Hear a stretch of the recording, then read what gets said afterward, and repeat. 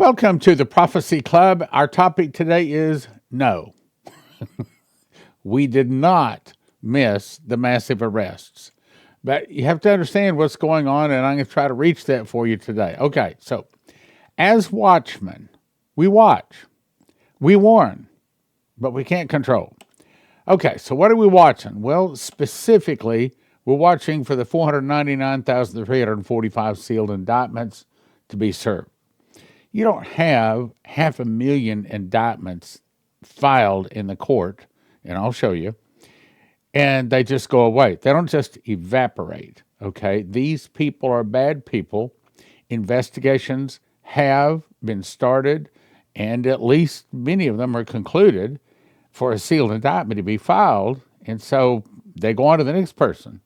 So we've got 500,000 indictments. The thing of it is, when an indictment, it's not always just one indictment, one person. It can be one indictment and 5, 10, 15, 20, who knows how many people are involved in that indictment. So when we got 500,000 indictments, it does not necessarily mean 500,000 people. And to the contrary, also it may be there's several indictments filed on one person. I mean, I'm not a law expert here, but all I'm saying is they hadn't evaporated. That's my point. They have not gone away. They've only piled up. Now, before I get further here, I want to invite you to come to our Prophecy, Healing, and Deliverance Conference. September 11th through 14th. It's got some really good ministers. Yes, Leslie and I are going to be there too. And it tells you all about it if you go to prophecyclub.com, and you can sign up, get tickets. It is limited to only 100 people. So, and they're telling me this already filling up very quickly. And for all of the information, get signed up, go to prophecyclub.com. Click on that box there that says Prophecy, Healing, and Deliverance to tell you all about it. Also, if you have gold, in my opinion, I think time's running out. It's getting very, very close. I'm shocked that we made it this long without some kind of a big hubbub coming in our financial world. So if you need gold, silver, or if you need some prepper bars, something like that, 800-200 gold. 800-200 gold, especially if you have an IRA or 401k. You don't want to lose your life savings. Also, if you don't have one of these, you want to have one. One for your car, each one of your cars, one for your house. And if you go to empshield.com and use the promo code PROPHECY, I don't know where they came up with that. Anyway, it'll get you $50 count, and yeah, it helps your Prophecy Club. Prophecy. All right, so Saturday, June 14th, 2025, this past Saturday. What happened? Okay, so you got to ask yourself a question.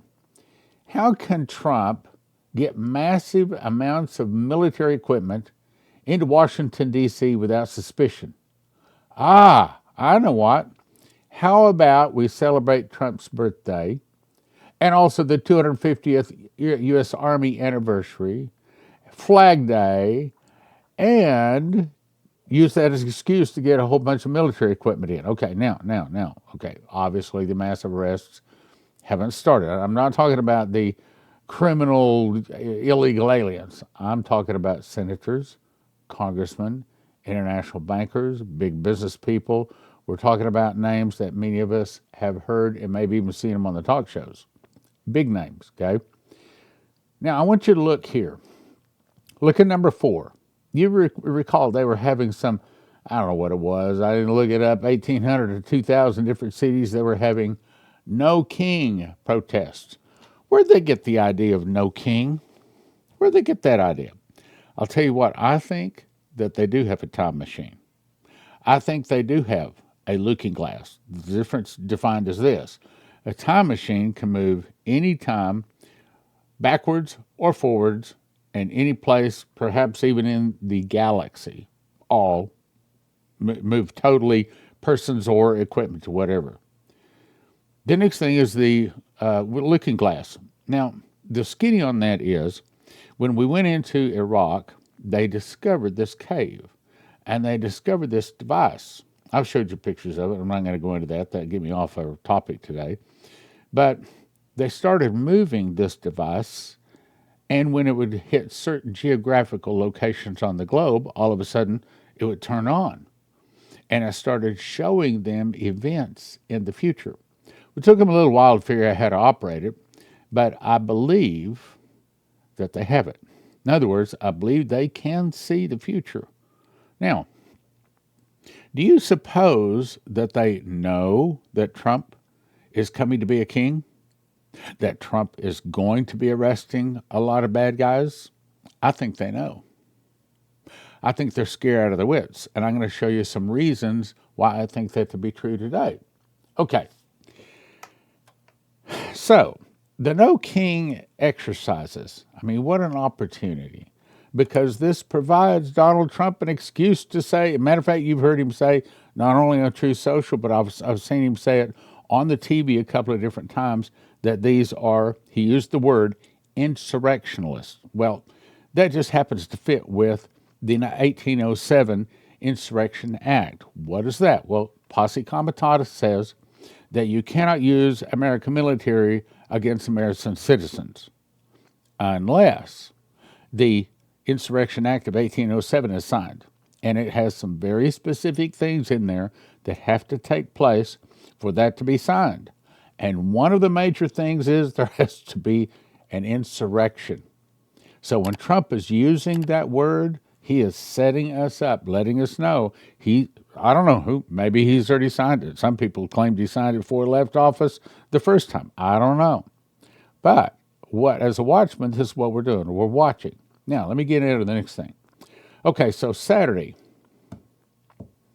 we were all ready to see the arrests start, all set up. We have insurrectionists in our cities, some 2,000 cities. That gives him the authority to sign the Insurrection Act of 1807. We have the military. We have 700 Marines and some 4,000 National Guard. That's just in Los Angeles. Who knows where other places they may have had it. But all of a sudden, no arrests. I told Leslie, I said, I don't know if the arrest's going to start for sure. I said, but in that, the military equipment is in Washington, D.C., as the prophecies say. In that there are insurrectionists out in our cities as is needed for the Insurrection Act, I'd say it's probably a pretty good chance we're going to see massive arrests. Well, we didn't see them. Why? Well, look at the last line here. Okay, so Israel attacked Iran. Now, was that planned or was that a planned delay? And if so, who did that? All right, let's talk about it. Now, I often check Benjamin Fulford. I often do not receive everything he has said, but then I don't guess there's anybody out there that I receive everything that they say, except, the King James Bible and Dimitri Duduman, I guess those, and Henry Groove and a few others. But anyway, he makes a real good point here. He says, Iran says, long live Judea, as Israel commits suicide. He says, Iranian officials are shouting, long live Judea, as Israel commits national suicide. They know. Now, listen carefully. The Israeli attack on Iran is a Khazarian Mafia. In other words, that's your Moloch and Baal worshippers. Those are the people that worship Satan by name, directly, whose God is the Antichrist, and they want to put their God, the Antichrist, on the throne. Whatever you want to call them, deep state, Khazarian Mafia, Moloch Baal worshippers, whatever name you want to hang on them. That's what they do. Okay, so let me back up. So the Israeli attack on Iran is a Khazarian Mafia Hail Mary attempt to stop World War III and to avoid war crimes trials. In other words, he's saying that Israel attacking Iran was to stop the massive arrests. What? Let's read it again. That's real big stuff. The Israeli attack on Iran was a Khazarian Mafia, a deep state attempt to stop the massive arrests.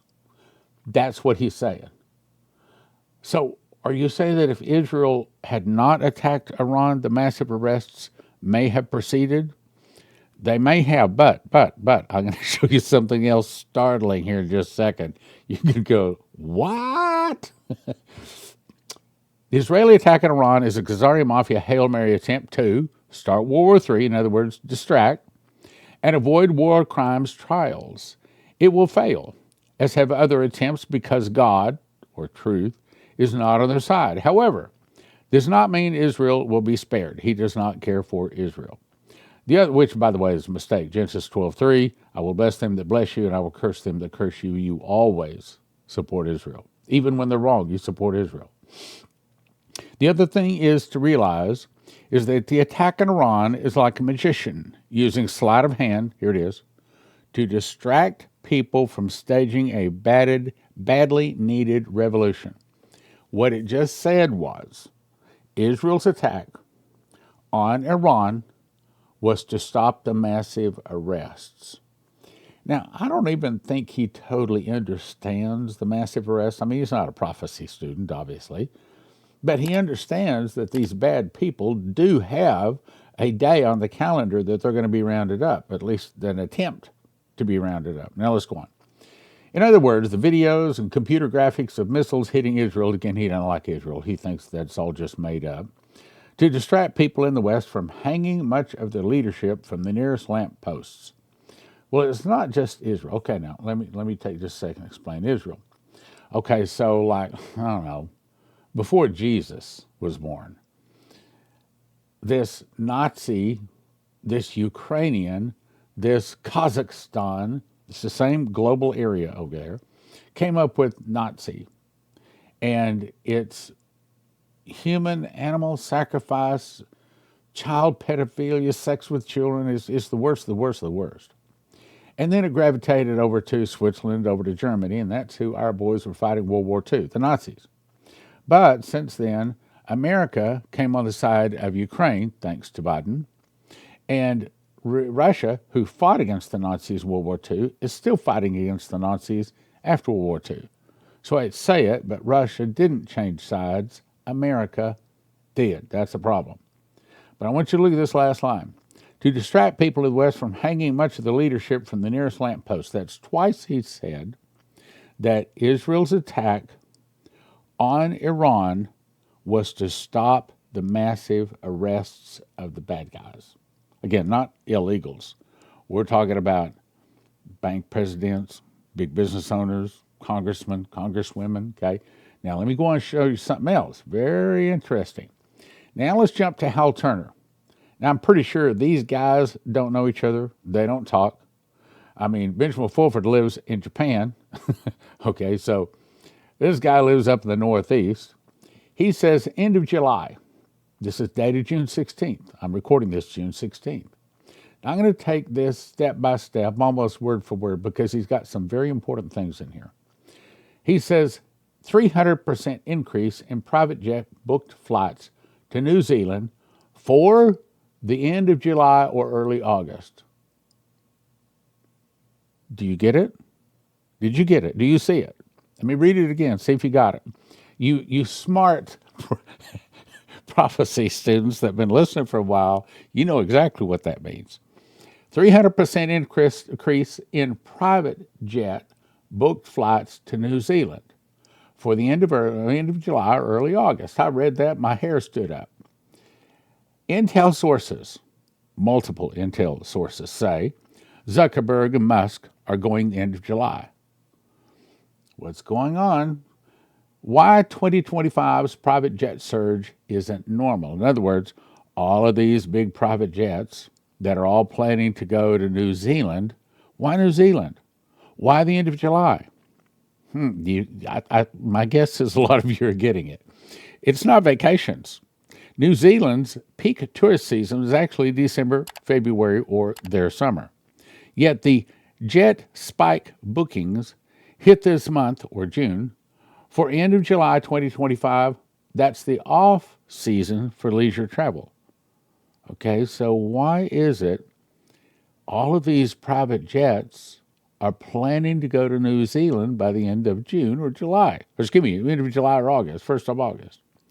So he goes on to say, moreover, luxury rentals in Queenstown are down per NZ Tourism Board, yet private jet arrivals have tripled. So why are all the wealthy people going to New Zealand? Have you figured it out? Okay, here's a hint. Look at this. Look at this. Now let's keep going. Elite bunker completion deadlines. Multiple high-security bunkers Musk's Queenstown site, Peter Thiel's Lake Wanaka compound, were scheduled to be completed for 2025. That was the lead contractor deadlines. These aren't vacation homes. These are fully stocked underground survival complexes with air filtration, EMP shielding, private runways. In other words, this is where the elite of the elite, the wealthy of the wealthy, the people that own and control the world, that worship Satan by name, this is where they plan to go when there's an ELE. What's an ELE? It's an end of life event, ELE, end of life event. So when this end of life event happens, or there's plans for a massive arrest and they don't want to get arrested, what do? They run to their hideout. Where's their hideout? New Zealand. That's what he's saying. So did we miss the mass arrests? No, we didn't. It's been delayed, but it's still coming. All right, let's go on. Geopolitical red alerts. NATO's Steadfast Defender 2025 drills ended June 30th historically. Such exercises precede real conflict. Now, he's thinking that all of these wealthy people are going down to New Zealand because he's thinking that some kind of a big war or big conflict or maybe nuclear something or other, and they're hiding. They're heading to their hideout. It's not that. It's not about war. It's about arrests. And look, they know. I think they have a looking glass. I think they have a time machine. I think they know what's coming, but they just can't stop it. So they know when they need to fly out. They've already got their survival complexes underground, stocked, all fully ready to go. And most of them, the in the know people, they're going to be gone. At least that's their plan. Now, are they going to be able to get away? Probably some of them. Like, what was it, Abraham Lincoln? No, it was Abraham Lincoln said, you can fool all of the people some of the time. You can fool some of the people all of the time. But you can't fool all of the people all of the time. So you're not going to catch all of the bad guys. But I think that they are going to catch a lot of the bad guys. Let's go on, though. The IMF's 2025 debt reset talks, scheduled for July, hint, an imminent financial collapse. Okay. We've been watching for this financial collapse for a long time. So what does that mean to the ruling elite? What does that matter to people that have oodles and gobs of money? Well, it might mean that a whole bunch of people that don't have oodles and gobs of money get really, really mad at them. That's his thought. Don't think. That's not why they're going to New Zealand. They're going to New Zealand because they're scared to death. Donald Trump's going to send the military after them. Let's go on. The celebrity death precedent. In past crises, like 2008, elites disappeared under cover of sudden retirements or health breaks. But so far in 2025, 7 high-profile CEO billionaires already stepped back in June alone. Means some of them have already started to run. In other words, they're afraid Trump is about to flip the light switch on, and so the smart cockroaches are already running before the light switched on. The fact that private jet bookings in New Zealand are up 300% for the end of July tells us what we don't want to know. What's that? What we don't want to know, according to he's saying, is okay, get to the point. So, what's going on here? What happened here? What happened on July the 14th? I think it was planned.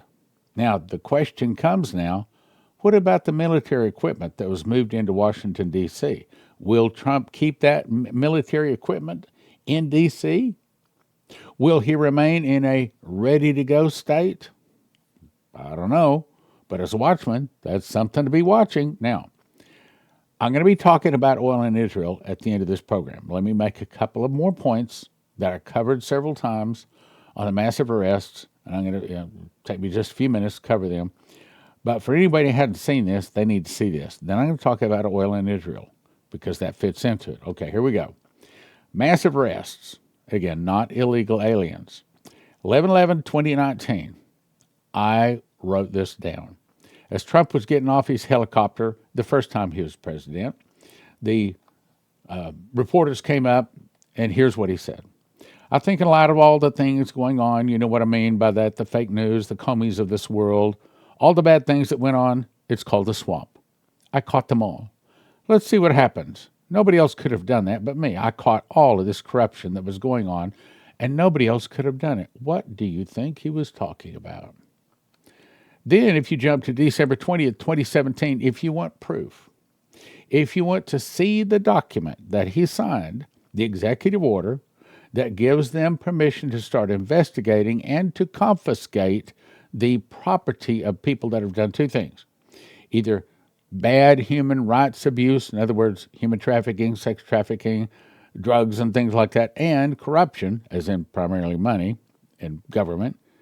Then here's the document. So if you want to see it, you can pause and you can read it. There it is, right there for you. All right, now, as further proof, 9/7/24, so he's speaking in Mosinee, Wisconsin.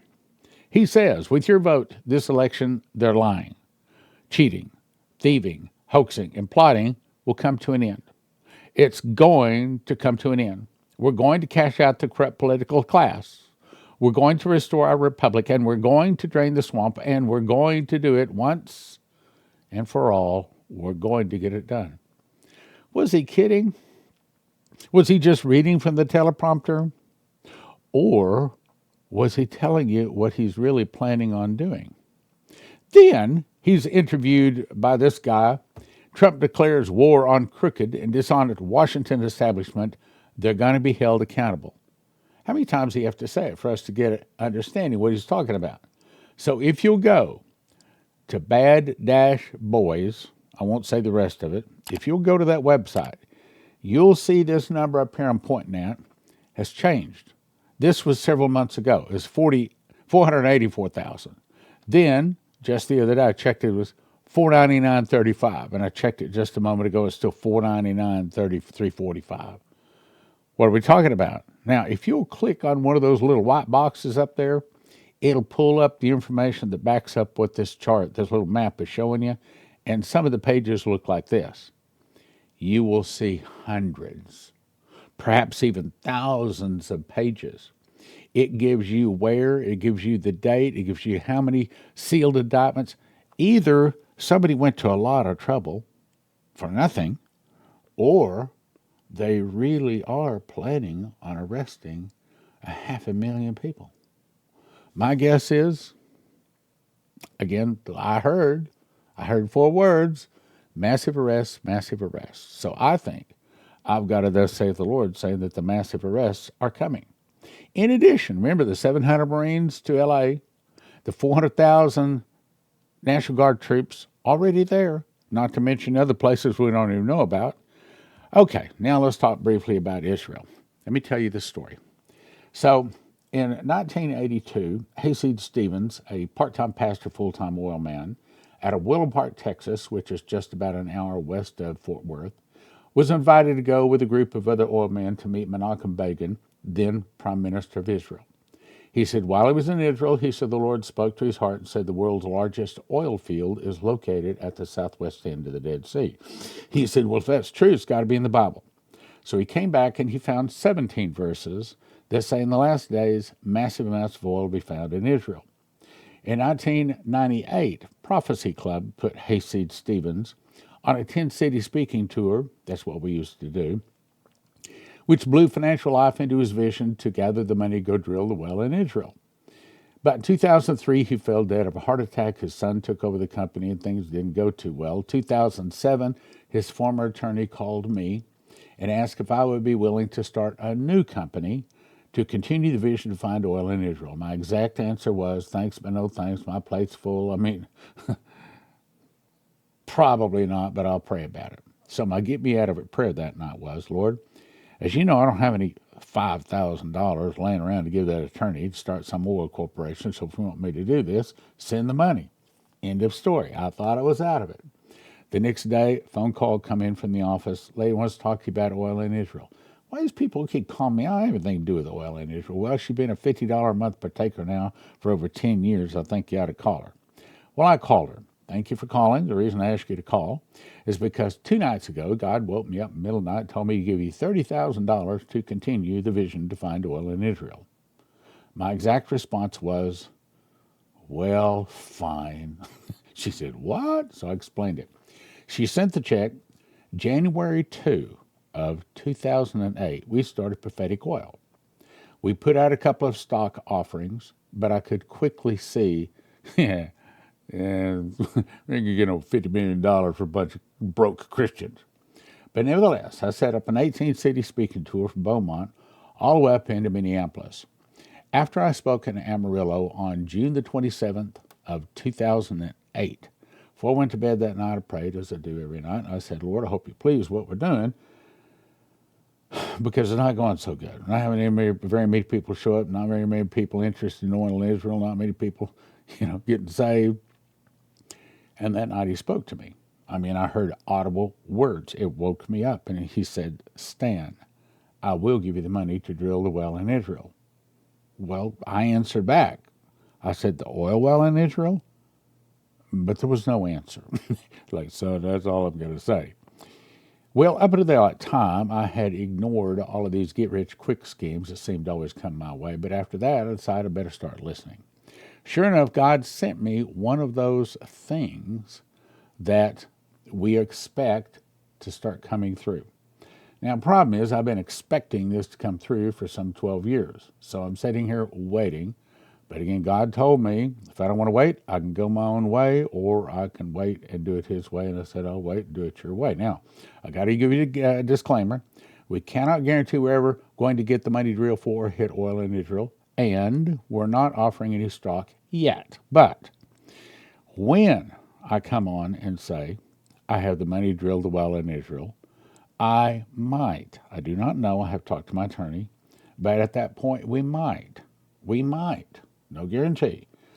But because I'll have the money, drill a well in Israel, and I won't need your help, okay? Believe me, I won't need your help. But at the same time, I've had people email and say, no, don't cut me out. I want to be part of blessing Israel. So perhaps, we will offer stock at that point. But I can tell you that, well, I can tell you already got the money to drill a well in Israel. That stock price is not going to be low. $50 million is a rough estimate. He's going to put together all the rest of it. The people to do it, the attorney to do it, the drillers to do it, the drilling rig.